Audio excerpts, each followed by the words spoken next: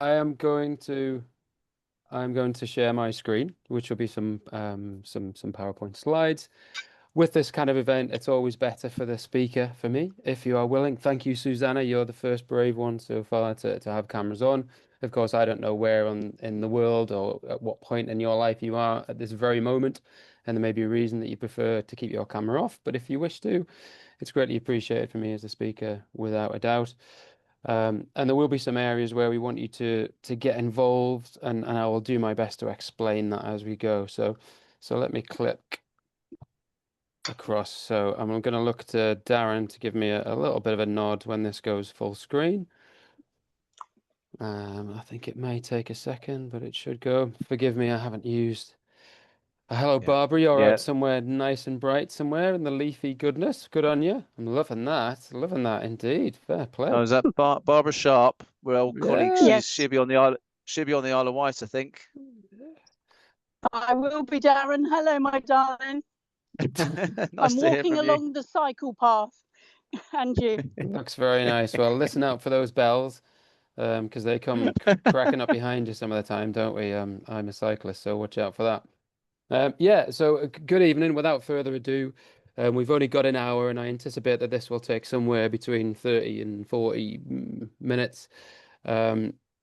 With time for questions, there'll be some little windows for questions. So if you've got questions on the go, pop them in the chat. And Darren will collate those, and when the time arises, we'll break for those, but we'll definitely have time for questions at the end. So yeah, this is a very short summary of simple decision making for clinicians. I'm David Alderson. Thank you, Darren, for the introduction. Thank the MACP for an opportunity to share some of my thinking around this area, which I think is a really interesting area.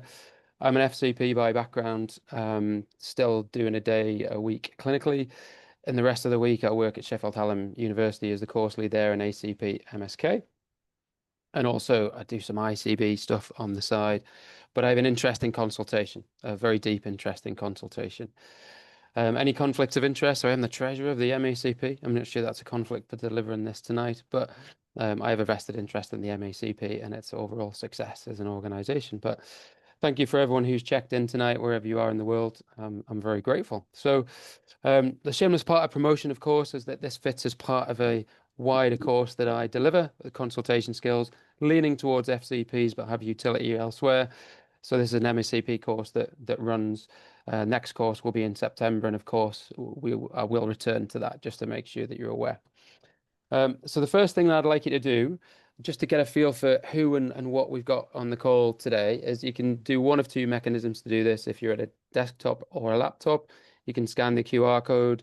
If you're on a tablet or a smaller device like a mobile phone, you can use the menti.com and enter that code, and it's going to give you one line to give us an indication of what you are. Are you a physiotherapist? Are you an FCP, osteopath? Are you a physio student? Are you a nurse? Are you just really like to get a feel for who and what are around the table tonight. It gives me a really useful jumping off point.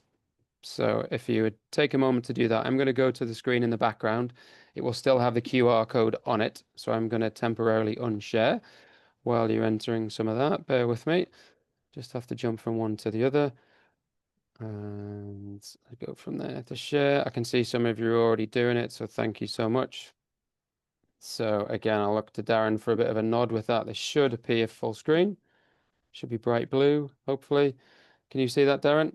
Yeah, nodding. Excellent, excellent. So for those of you that have used Mentimeter before, terms that come up more than once get bigger.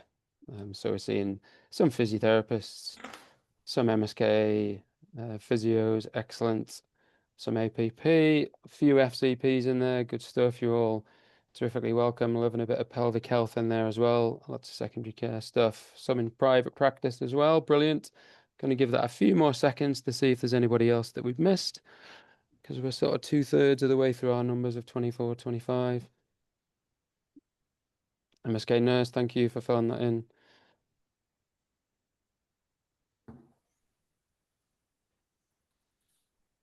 Okay, if we get to 20, I'll probably close it down just in the interests of punctuality and everyone's time tonight.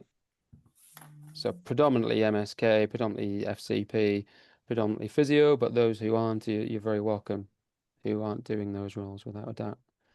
Okay, so that's really useful for me to get a feel for who's in the room. Excuse me, I've got to sort of close this down and go to another presentation, but bear with me. I'll do it as efficiently and as effectively as I can. Thank you very much for that. It's super useful. So while that opens up in the background again, so back to share. I don't really use Zoom very much these days. It's all Teams. So apologies if I'm not quite as slick as you might be. So again, I'll look to Darren for a bit of a nod when this goes full size. Come on now. So you should hopefully, we should have gone from the Mentimeter in the background to a screen that has Obi-Wan Kenobi on it, which there's never a bad time for Star Wars, I think. So a consultation, I would say, is very much like the Force. It's a very powerful skill, and in the right hands can be wielded in a very productive and powerful way. And within any consultation, there are a myriad of variables that are going on at any one time, and they're particularly conducive to rapport building. If we can get our questioning right, if we can get understanding things like ideas, concerns, expectations in any setting, primary or secondary care, if we can get those things right, often the rapport, the relationship that we have can be really good, a really good jumping off point. However, these things, because there's so many of them, it's a really difficult skill. You know, it's something that I've spent a lot of time, more time than I probably should, thinking about, you know, the strengths, the weaknesses, how to be good at it, how to be better. And shared decision making is certainly one of these slices of this pizza. So if we can get this area right, there are lots of very positive side effects that become associated with that. My focus here, in terms of my attention, because of my work and our discussions tonight, will be around primary care. However, I think that these skills and understanding the realities of shared decision making and making it as simple as we can, I think, are transferable across any mechanism, be it private practice, be it secondary care, MSK, and we'll perhaps touch on how we utilize that as the time goes by in our session tonight. So that's my little clinic room. What a wonderful place to work. It's great. So why shared decision making? You don't have to go too far really to understand you know, the governance around this. So for example, you can dive into NHS England, you can dive into NICE guidelines, you can dive into General Medical Council, HCPC. They're all saying that we should all be doing with rather than doing to. So we need the patient to come alongside us, we need to be alongside them, we need to take this journey, make these choices together. And the HCPC, in their language, they talk about facilitating the service user's preferred role in the decision making. So some are going to be more active than others because for a variety of reasons. But also there are certain choices that maybe are already going to be made for them. But again, that's going to be very context specific, very role specific. But essentially this work in partnership. Elwyn, if you've come across Elwyn, so these are some nice references. There are better ones out there in terms of shared decision making, but I have to be honest, I've sort of held back the really big hitting ones for the course that I deliver, and I make no apology for that. But these are interesting. If you've got the time, I'll include references at the end. The presentation is recorded, so if you wanted to flick through them, there's some interesting viewpoints. And Elwyn is a name who appears very consistently in some of the shared decision making medical writing, particularly. So I'd encourage you to their work. So essentially, why? Well, we're trying to come alongside, we're going to do this journey together, and there's a variety of reasons why we might try to do that. And essentially, there's a very strong thinking that patient outcomes are improved when we embark on shared decision making, that to improve somebody's knowledge improves treatment adherence. So whatever the treatment plan is, their satisfaction, the person who is involved in those decisions is then has a great degree of satisfaction. So they're happier about the process, they're happier about how they got to it. And we know that adherence across healthcare, you know, the statistics around medication adherence, for example, are particularly horrible when we look at adherence to things like rehabilitation, equally horrible. So the very small margins that we can make in terms of improvement because a person has bought into the process is absolutely time well spent. What else from a patient perspective? Well, it's a completely ethical thing to do. You don't have to go too far in the distant history to hear those times of that very didactic, very parental style of medicine. This is what we're going to do, and the risks and the concerns were never really understood by the clinician, but it was never really desired to either. And those are fairly dark days, I would say, in terms of experience. to have the person at the center of our care and the center of those decisions is absolutely key, of course. But by involving them in that discussion, there's certainly a strong feeling that conflict is less when they're involved in that. And also, again, it empowers and it gives self-efficacy to the individuals who are involved in that process. These aren't just interactional one-to-one benefits. We know that by incorporating shared decision-making into our clinical planning, into our discussions, that it's likely to reduce unnecessary interventions, unnecessary investigations, and as an overall cost saving and efficiency perspective, that's a really powerful thing, simply by the way that we manage this conversation. So it's not just about patient satisfaction. The wider system level effect is that it is more efficient. So it's an absolute no-brainer, really, as to why we might employ that. Nice talk about, well, it's safer. There's sort of a feeling that by incorporating clinicians alongside those patients, that the decisions that we make are more sound and more robust. But there's a value-based reason for choosing it. So there is all very, really good and sensible reasons, aren't they? I don't think anybody would contradict that. This is a time where I'm going to look for you to add a few things. So what are the potential problems? Why is shared decision making problematic? If you would fire these into the chat, or feel if you want to raise a virtual hand and speak out loud, that's absolutely okay too. I would encourage it if you feel content to. But what are the difficulties? What are the problems that perhaps we encounter or we face with shared decision making?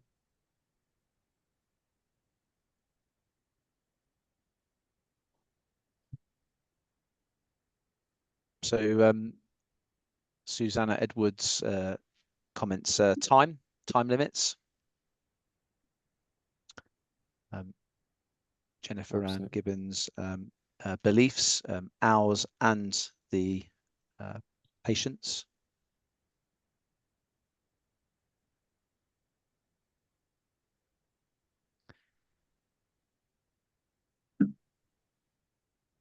Mr. Lowe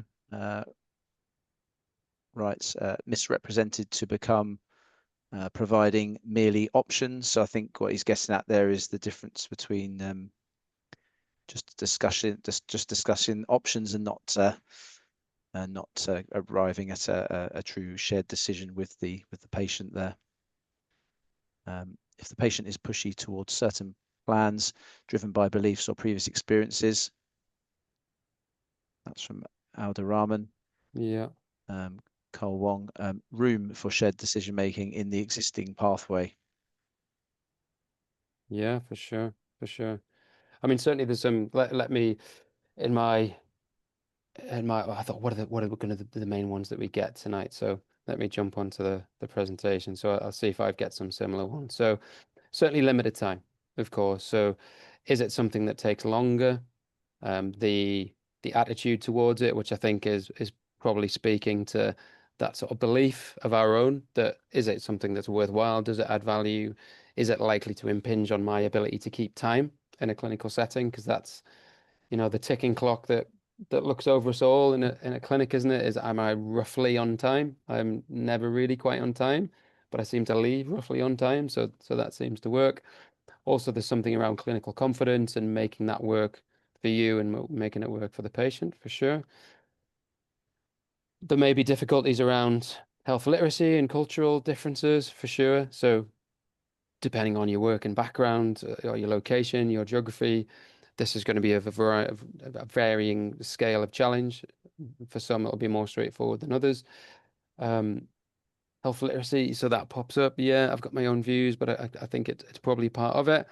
And then I suppose there are, queries around my boundary, what is the context to me using this shared decision making? And I'm quite sure that this will come up again a little bit later. Where does the liability lie? And I think one thing is reassuring around physiotherapy in the main is that it's quite safe.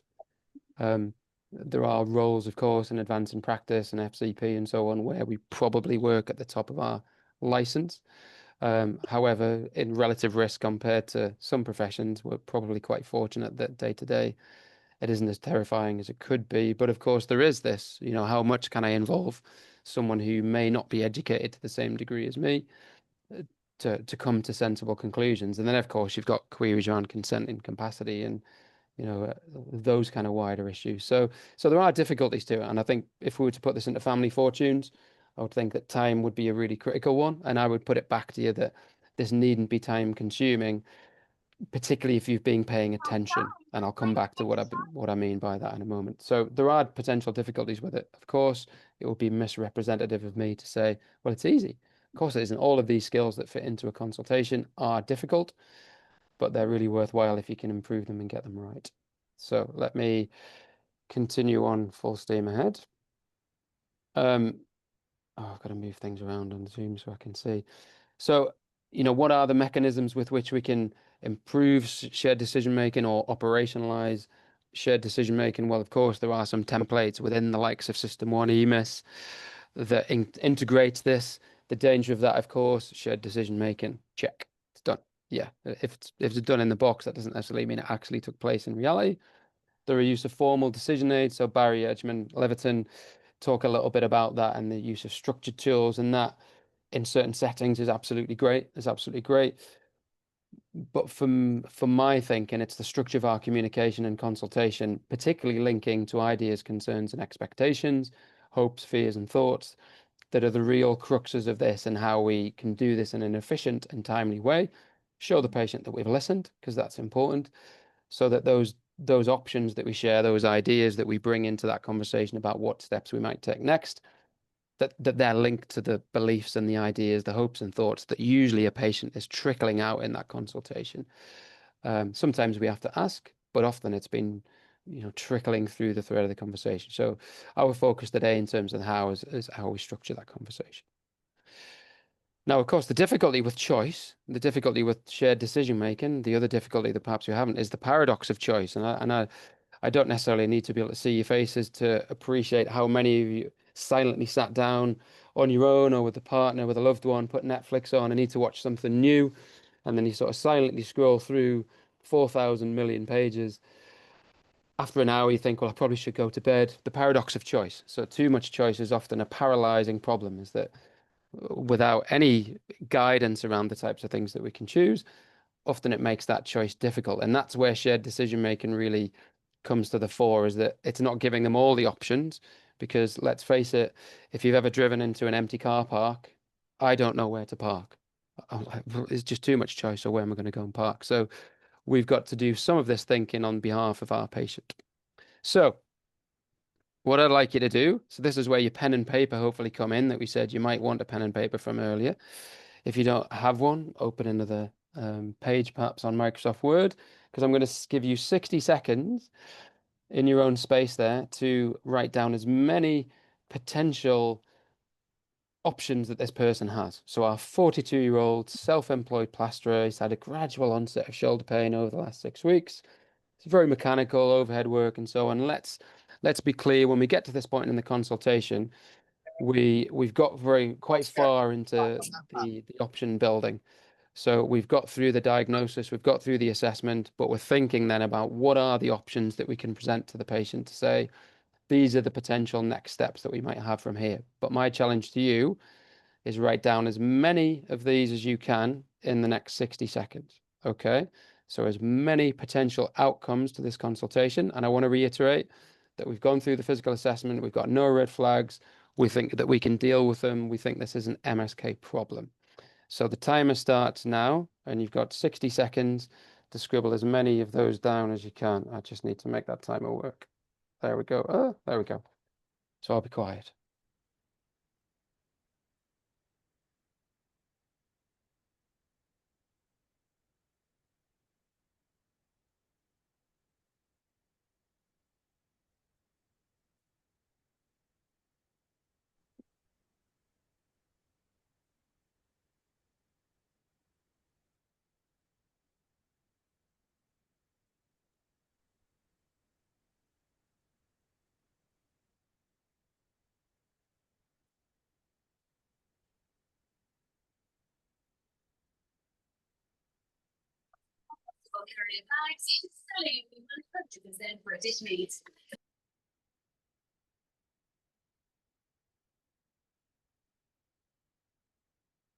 You're halfway there, 30 seconds. As many as you can.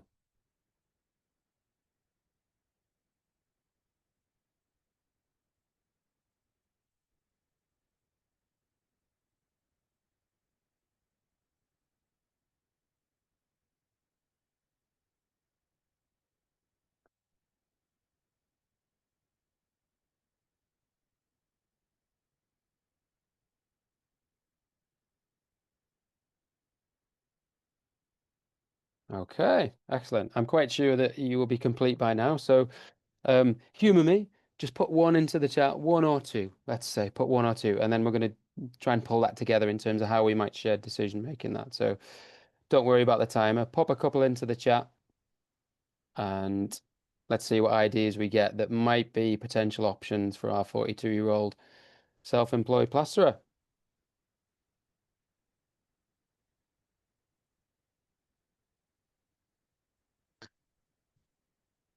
I'll just read them out, David. So rehab physio, exercise, Yeah, analgesia, activity modification, pain relief advice,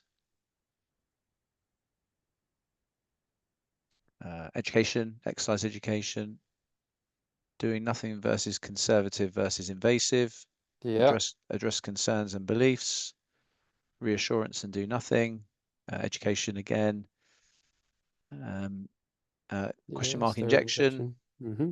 Oh, you can see it, yeah. I've got it. Okay, all right, excellent. So while some of those are coming through, what I took the liberty of doing is creating a little bit of a list. So remember, this is a 42-year-old male with 6 weeks of shoulder pain. So if I hit my button, we should get another QR code. So there was already a pre-populated list of potential routes that we might take with this person. Okay. What I'd like you to do is go into that list. So either you can use the menti.com code or you can use the QR code. And then you're going to choose the top three. So which out of this list of 9 or 10 potentially, which do you think are the best 2 or 3 options that we might throw around with our patient? Okay. So QR code to scan. Menti code if you need to. And so another page should appear where you can choose out of those 8 or 9, which do you think are the best 2 or 3? So you can go up to 3. Ideally, a couple of options is good. And then we're going to get a ranking across you all as a group. I'm going to give you a little bit longer with the QR code. And then I'll take that away, but I can see that some of you are populating that, which is really good.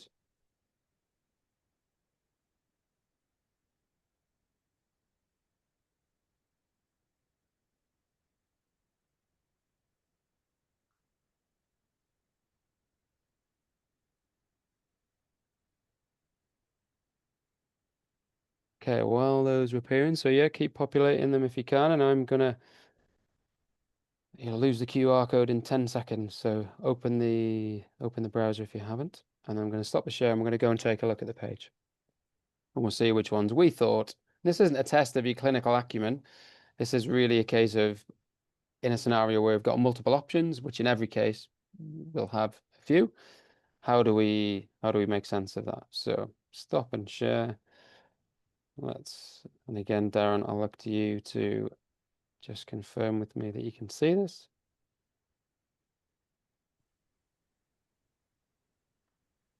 Yep.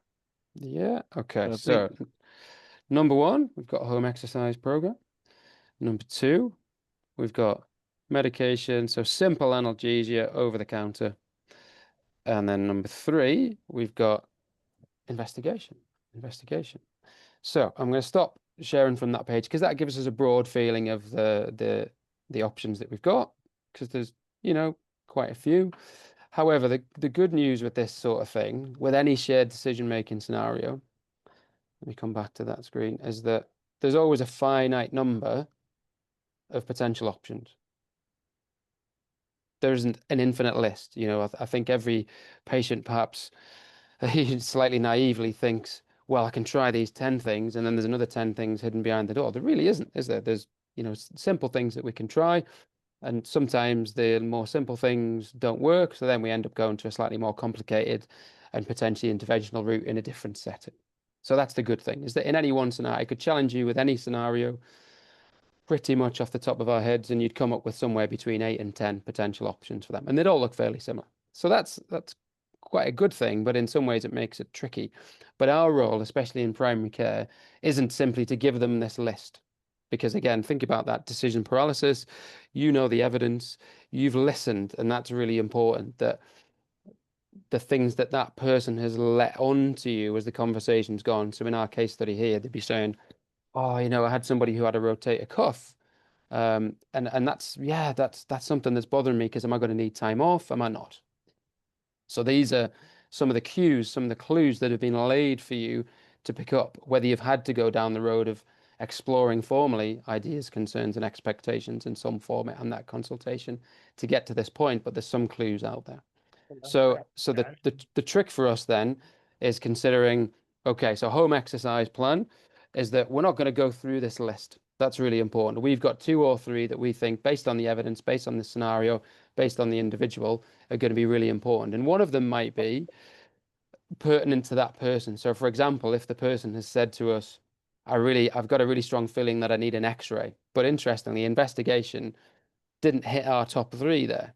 So we had investigation, I think, at 3rd, didn't we? So it would be remiss of us, however, to get into a shared decision-making conversation without mentioning it. If I say, well, your best option today, really, you've got a couple of options. One of them is to do nothing. Got 6 weeks of shoulder pain.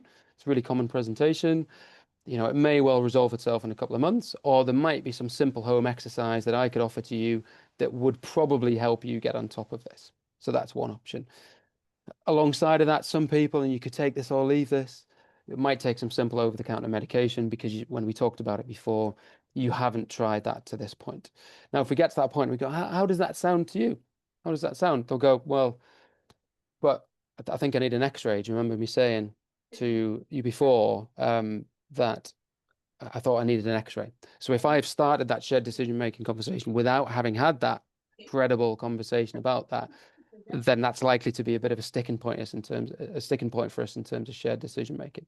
So how this links to ideas, concerns, and expectations is really, really critical, particularly when we get to this point. If they were concerned about, I'm fearful that I have a torn rotator cuff in this instance. Again, if our diagnosis and discussion prior to this point hasn't covered that, when I say, oh, well, you could do nothing, they'd say, well, am I going to do nothing with a torn muscle? Is that what I should do? So that's a failure in me. That's an omission in my part to explore the things that they have clued me in.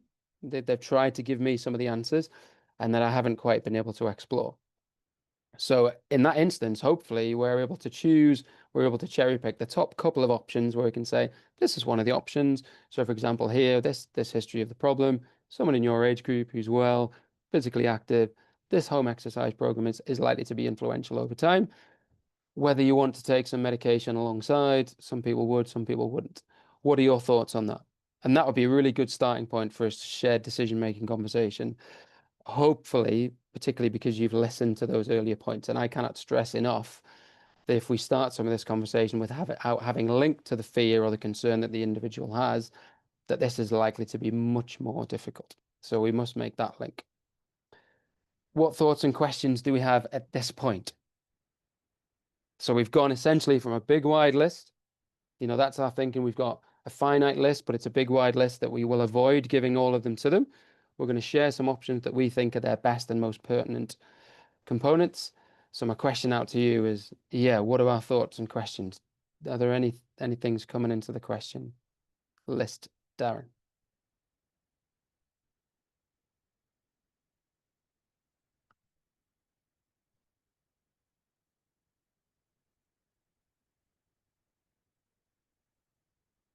Silence. So look back in the chat. Nothing coming into the chat.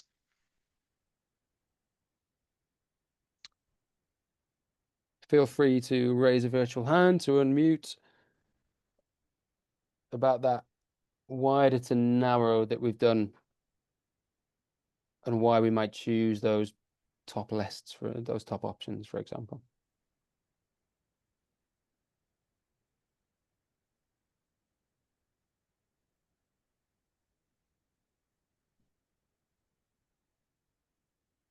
There's a few comments around the specifics of the presentation itself on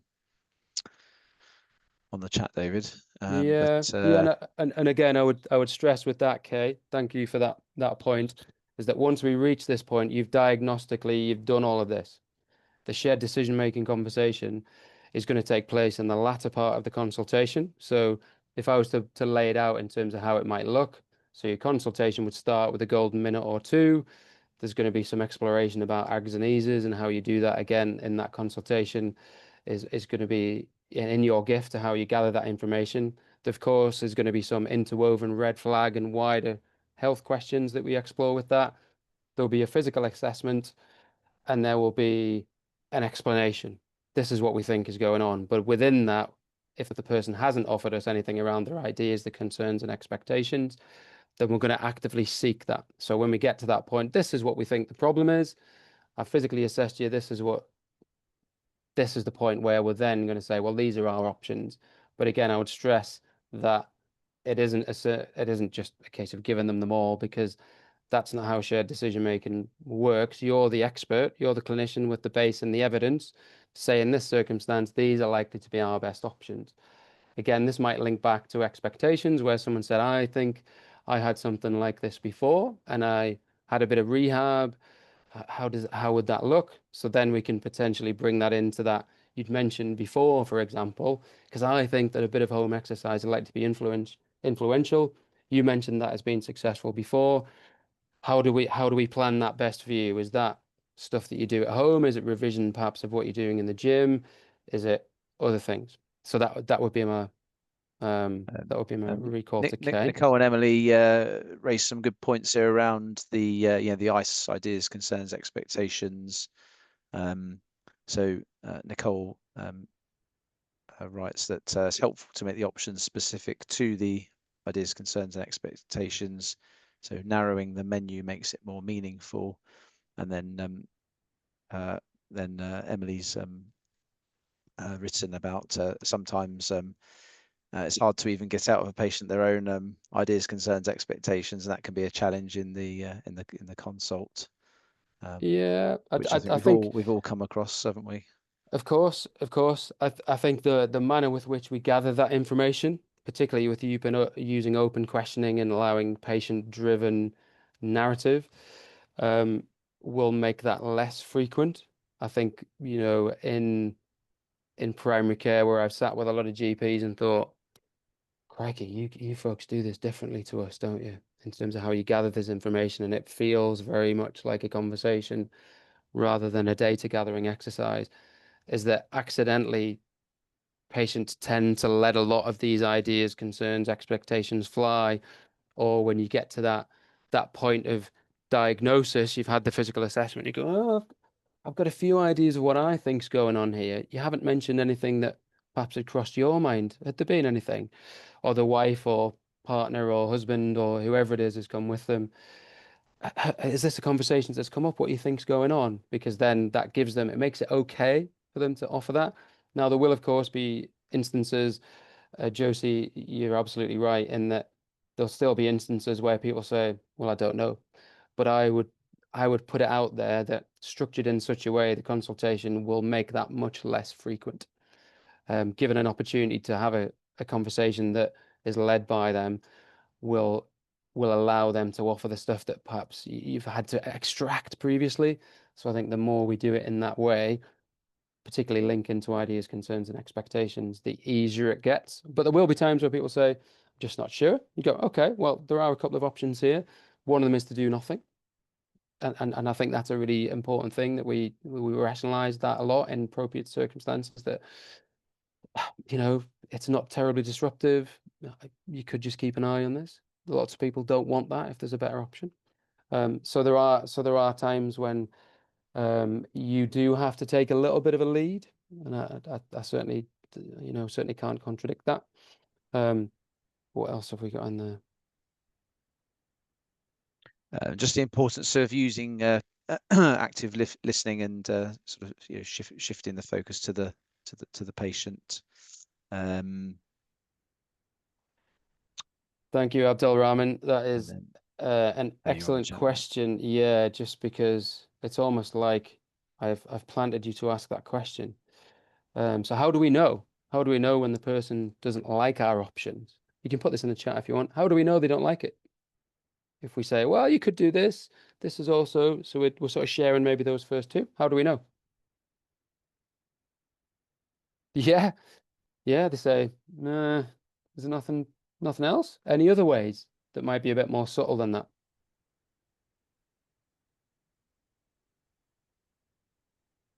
Yeah. So we've got a verbal, don't want to do that. Or I've got the physical. Yeah, so absolutely. I sort of sit back, cross my arms, cross my legs and go. But I don't physically say to you, I don't want to do that, but it's quite clear. And in that instance, yeah, it's on us to say, oh, I'm really sorry. I get the feeling here that that hasn't landed that well. Do you mind if I ask of those options? Because particularly if they haven't really been amenable to offering something as to how they might see themselves go with management, this is a really good opportunity to go, oh, yeah, okay, you've told me that you don't. Was there something in mind that you thought that you needed? And that's the point where they say, well, I think I need a scan. Okay, all right. Well, that's the time when we can start unpick and unpack. What is it that you think the scan will tell us? You know, what have you read? What can I help you to understand around whether that's going to be useful? And then we can explore that a little bit. Because there might be times where that's going to be useful, and you know, not everybody can have an X-ray, not everybody can have a scan because of the overall system, but nor does everybody need that type of investigation. So there may be times in this middle ground where you go to option 3, and this is why you've got 2 or 3 options sort of whirring around in your brain that, okay, so, well, you mentioned, yeah, physiotherapy could be something that you might look at. The middle ground is maybe trying some things in the gym that you said that you're going to, but self-referral to physiotherapy can be done here. The only downside with that, and I've got to be honest with you, Mr. X, is the waiting time for physio is currently 4 months, 6 months. So it's 6 months where I am, for example, in the Vale of York. So, you know, what we want is to bring them on board with that and say that's definitely an option. However, we might not be able to fulfill your expectations in terms of the overall support that you're going to get at this point. Does that influence our decision making? I certainly think it would, and I think that there might be lots of instances where, yeah, you'd be good for physio, we pack them off, but actually they weren't quite aware that that wait time was going to be quite so punishing. And well, I could have been doing some other stuff. I'm in the gym once a week. Can I do some stuff that ties in with that? So there's often going to be these very clear response that maybe that's because my link to ideas, concerns, expectations hasn't quite lined up precisely enough, or for some reason the patient hasn't quite felt able to offer those things. But when they say, yeah, okay, I feel like that hasn't landed terribly well with you. Do you mind if I ask if you had other things in mind that you needed? I need a scan. I just want some medication. I just need some time off work. And then fair enough. So that if that's their expectation and that comes at that point, then we can unpack it there.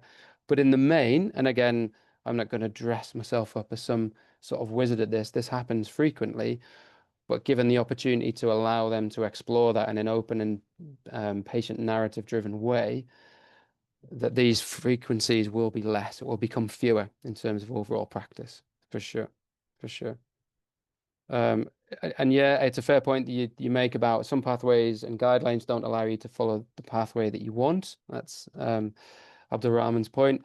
I think there might be times where if the investigation is a barrier to the next step, where that becomes a reasonable patient-centered choice.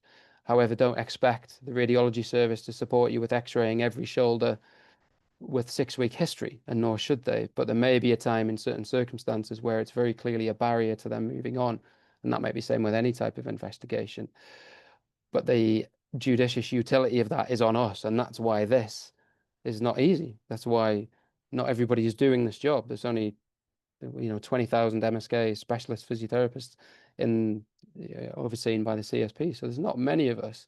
So that's why it isn't easy, and that's why you're paid your money to do it, because it's difficult. And I've got lots of respect for people who do it.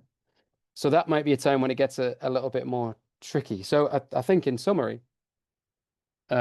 what we've tried to do in this very short time together is appreciate that the landscape of any shared decision-making conversation is that we go from, well, a few, we don't have an infinite amount, to a few less.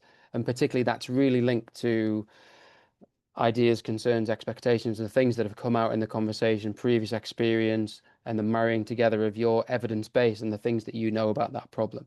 What is likely to help this individual at this time? Is it something specific to them that they need to do very specially? And maybe there are conversations around workplace load and so on. Fine. But equally, what is the wider effect of this person's in the gym 3 times a week? Do they need to go to MSK? Can we utilize something that they said, well, if you can give me some stuff to do there, great. You know, you're under your own steam, and of course, away we go.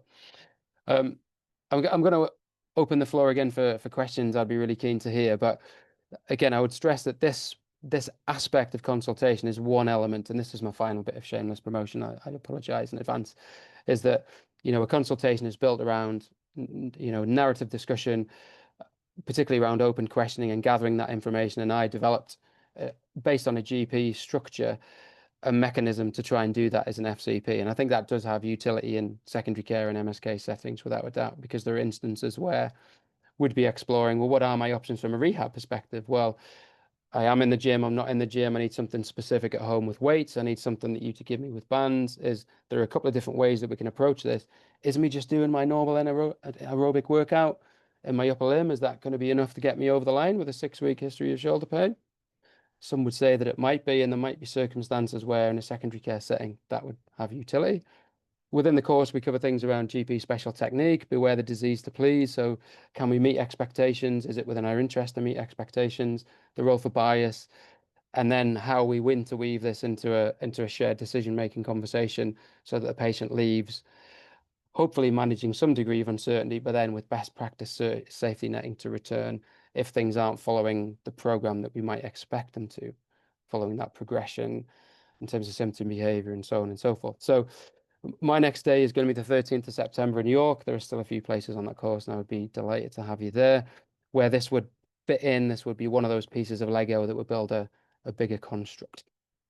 But at that point, so we've gone from wider to more narrow. We've tried to link very much to our ideas, concerns, and expectations, and hopefully linking those ideas, concerns, and expectations to our top 2 or 3. If it doesn't land well, sure, you know, I noticed that didn't land well. Let's put it out in front and center. They're much more likely to be adherent to that next step. Oh, what is it that troubles you about that? Let's unpick and unpack it. Okay. What questions do you all have? So 50 minutes has gone super fast almost. I'm curious as to what questions you all might have. I'm going to stop sharing on the big screen so I can perhaps see some faces. If you wish to unmute and speak on the mic, that would be great. If you want to put a question into the chat, I'd be happy to answer any questions that you have. Questions, comments, I'll or kick off, thoughts? David, just with comment, if that's okay. Sure. Thanks. Yeah, thanks very much. I think really reflective point for myself and the service I worked in. We actually evaluated shared decision making. So there's a lot of tools available. So one thing is what is it, and then it's how do you know if you're doing it well or not. And there's lots of sort of different ways you can evaluate that. But we went for quite a straightforward tool called the Collaborate tool, which was designed by Elwin, and it's a patient reported tool, and it's really interesting because it makes you reflect on what's important about shared decision making. It's just 3 simple questions, so it's a really good tool to use in clinical practice. And the first one is how much effort was made to help you understand your health issue. So this is a question to the patient. So there's obviously an aspect about how much effort the clinician is in understanding the health issues. How much effort was made to listen to the things that matter most to you about your condition, and then how much effort was made to include what matters most to you in choosing what to do. So again, and I think it's what Matt Lowe was getting at, is I think there's sort of in the informed choice movement, which was these are your options, pros, cons, and you make a decision to actually let's delve into what's the most important thing for you. And actually, like you say, this starts to narrow, and this links in with the ideas, concerns, expectations. So yeah, and you're right. Elwin is very influential in this space, and there are other tools that you can use from an observation perspective. So if you've observed a clinician, Matthew has got his hand up. Yeah, so there are good tools available from clinical observation perspective that are often useful as well. Matthew. That was excellent. Thank you for that, David. It's really good. Just a quick question. I'm curious as to how you might navigate a difficult consultation, not so much at the time, but how you decompress and how you reset for the next patient so that you don't flow from one consultation into the next. Do you have any techniques and do you have any kind of advice that you might offer? That's a really well. I shouldn't expect anything different really from you, Matt, but that's a really good question.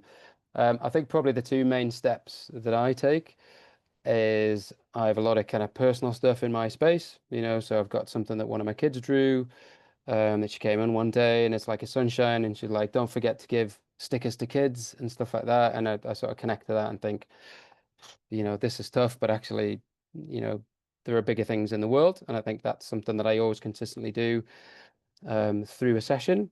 And then even if I'm late, every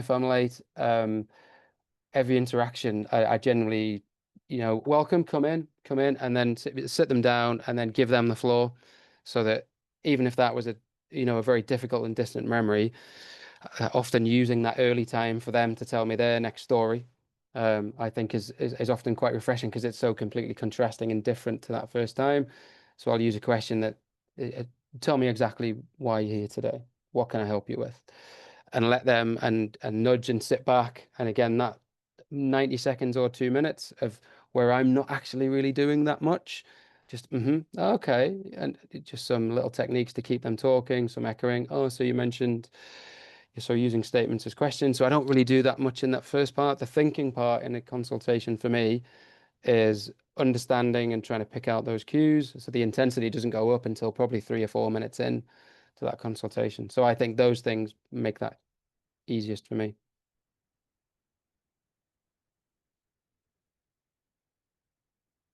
Any other questions? I can't see the chat now, Darren, I'm afraid.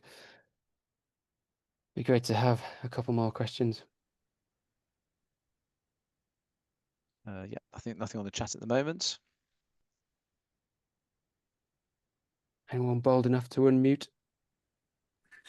Shall I do another one, David? Oh, Keep it going. I wish you could have stooled me up on these so I knew they were coming as well. That would have been advantageous. Do you have any advice on how, because in your primary care setting, you're going to have situations where where patients are they've got a strong narrative and it kind of, it's difficult to guide. So they've got a story that may not be relevant. It's not helpful information. Do you have any hints and tips how you shape that without doing overt interruption? Without going, excuse me, I'm going to have to stop you there. Right, so how do you manage that? Do you have any skills or ideas or tips for that? Yeah, absolutely. I think as tempting as it might be early on, even if that first 90 seconds is a little bit sort of, chaotic and unpredictable, there'll be 2 or 3 key threads that I'm thinking, okay, so onset, I need to clarify that, behavior of the symptoms in that timeline. So, but I'll do everything I physically can to avoid interrupting them in that 60 or 90 seconds, because that really won't interfere too much with my productivity time-wise.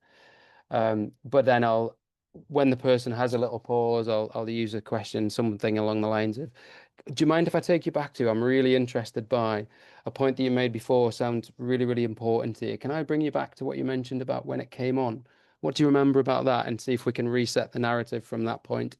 And I'll use questions of that nature to come back to a timeline that makes sense. And it'll look probably quite chaotic looking in, but I've had a cue or a clue that I want to follow up, and I might do that 2 or 3 times, and usually in that 3 or 4 minutes early part. And that would be quite a long period of time to spend on the consultation, probably in an FCP setting. 4 to 5 minutes is a good chunk of your consult. But with 2, 3, maybe 4 of those prompts, I would suggest that you're going to get most of what you want. And there might be a point where you say again, do you mind if I just take you to, because you'd mentioned the nighttime and I want to explore something around red flags or the overall disruption of it. And what was it you did for work? And try and bring in some of that 24-hour pattern and sort of interject and yeah, absolutely. But always as open a question as I can. Thank you, Mark. Good question again. Did you have a question, Darren? On the chat, David, question from Babs Barbershop.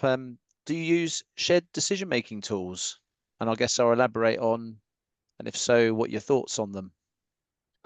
In primary care, I don't, but I'm aware that in certain settings they might use more of a template or something of that nature. I honestly don't tend to. I'm working from this mechanism of we've got a certain number of options, and I'm going to help the person arrive at what looks like the best possible option, and I'm going to share the best possible options that I can with them for that moment in time. Now, where you pick up on that list might depend on where the person's experience has been of other things. Didn't have a good experience with physiotherapy, but it looks like their best option. It's not a decision, it's a conversation that I'm going to bring in. I'm curious as to what had happened with physiotherapy that made you feedback like that, because it might be influential as to helping you get back on top. It's one way that we could do it, and understand if it was during COVID, it was all remote, there's no face-to-face component, they need something that's going to suit them more in terms of work and so on and so forth. So quite a long answer to your question, but I tend not to use a formal decision aid. I guess my template here is this wide to narrow. I've got 2 or 3 of the best options that I think are going to suit that individual at that time, but they might interchange those options depending on what that person is hoping for and expecting. Because again, in terms of adherence, if the person's saying to me, well, I just came to get this into the system.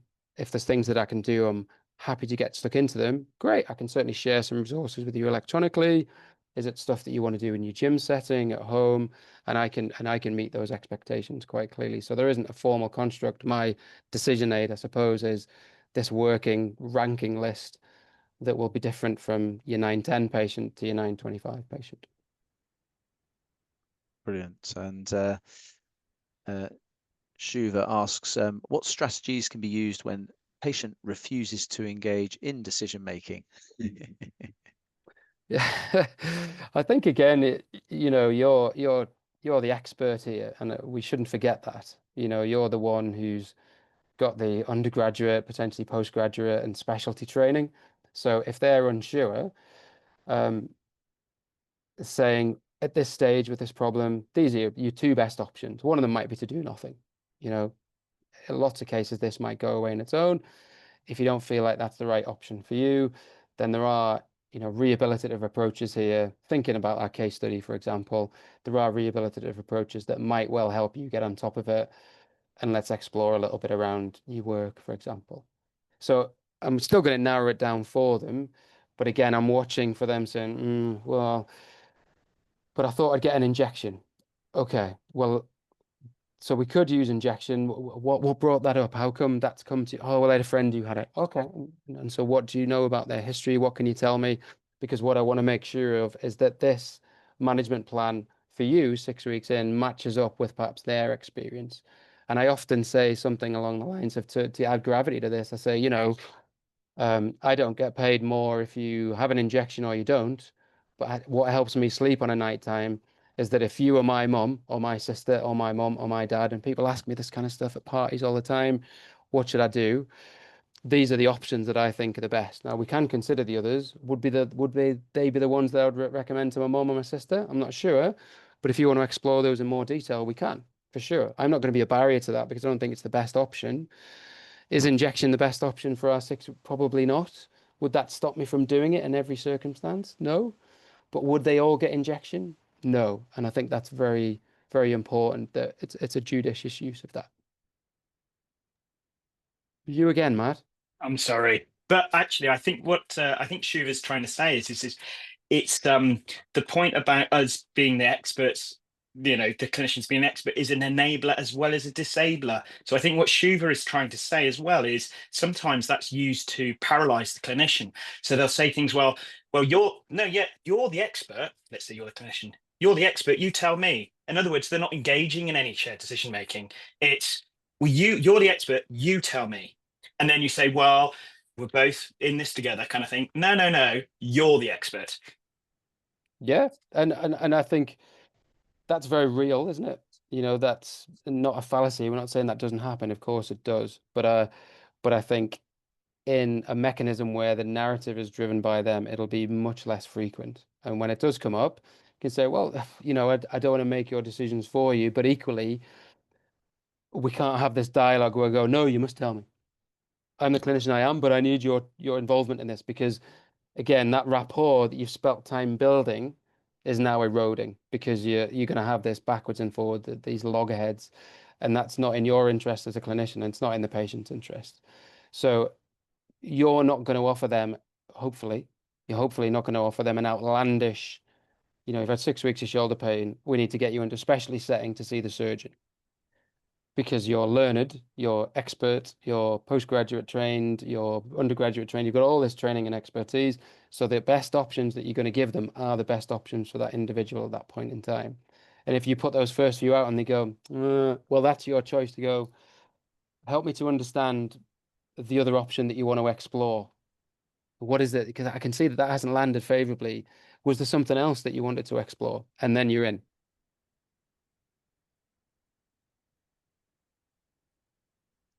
Excellent. And Shiva comes out with another excellent question around how or what do we need to consider or adapt in our shared decision making with patients with mental health challenges, which I guess this isn't going to be a short answer. I don't think there's ever a short answer with me. I think in primary care, there are very real situations where the MSK problem, when you are building the picture for this individual, the MSK problem is not the top of that pile. And so it's okay, from an MSK perspective, to say there are a few things that we can do here. And hopefully, if you're worried about this person from a mental health perspective, in the red flag sort of discussion, you've talked about risk. You've talked about sometimes when people are having a really difficult time, like you are, they think of harming themselves. They think of suicide. And we use that phraseology. We put it out there to make it okay for them to go, well, actually, I have felt suicidal. And we need to explore that. We need to understand that risk, because then the painful shoulder is irrelevant. It, frankly, is irrelevant. I'm not so conceited in my own overall belief in physio that that should trump that. So there might be a circumstance where you say there are a few different options here, but in our conversations about where you are from a mental health perspective, often it can be difficult to get stuck into these things. Give the time, give the energy. How do you feel this all matches up with your mental health? And they say, oh, there's no way I could go to physio. Well, then clearly that isn't the best option for them.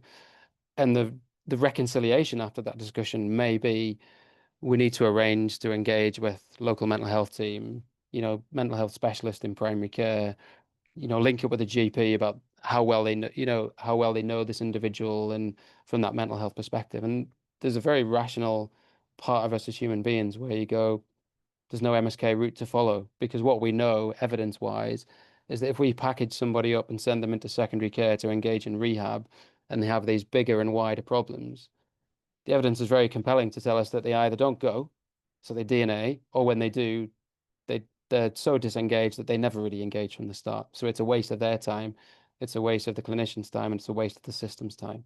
So the challenge for us, particularly in FCP setting, and sometimes in secondary care, is filtering out those that say, just for me, this isn't the right thing to do right now. Okay. The plan has to be, how do we support you from the mental health perspective? But also, this is how this problem should behave. So a very clear safety net and a very clear explicit invitation to return should features change around their presentation. Or if they wish to explore these routes that you've suggested, because the other things have become more manageable and it's more steady sailing to engage in those things. That was quite a long answer, but hopefully that spoke to the question. That's brilliant, David. And I think on timing wise, that just about gets us to just after 7. So if no one's got any further questions at all, I'll say thank you on behalf of the MSCP for everyone attending today. Thank you, David, for an excellent 1 hour talk on that lovely focused aspect of the consultation. We've got some clapping hands appearing on the screen there, and there's lots of sort of thanks on the chat there. Thank you, everyone, for attending. Yeah, you could have been anywhere in the world, and you're here with us tonight. So thank you very much. Thanks for giving up your time, and don't be a stranger to the MACP. Please get in contact with us. Any queries, if you're interested in becoming a member or joining for any of our routes, please email our wonderful admin team, and they'll field queries to us on the committee. So that just leaves us to say good evening and enjoy the rest of your summer, everyone. Great stuff. Thanks, guys.